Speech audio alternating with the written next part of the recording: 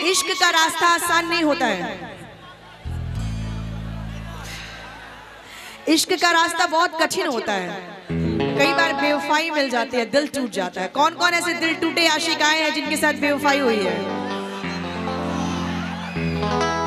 एक शेर उन सभी दिल टूटे आशिकों के लिए, और उसके बाद यारा सुना देंगे। सिर्फ एहसान जताने की जरूरत क्या थी, सिर्फ एहसान जताने की जरूरत क्या थी, आके जाना था तो आने की जरूरत क्या थी। सिर्फ एहसान जताने की जरूरत क्या थी, आगे जाना था तो आने की जरूरत क्या थी। हाल पूछा भी नहीं, हाल बताया भी नहीं, हाल पूछा भी नहीं, हाल बताया भी नहीं, ऐसे आना था तो आने की जरूरत क्या थी।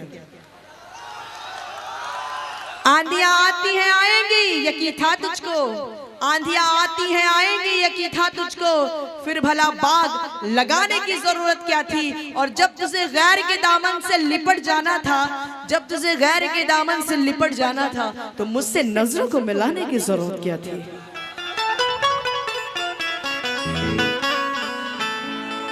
यारा ओ यारा तेरी अदाओं ने मारा,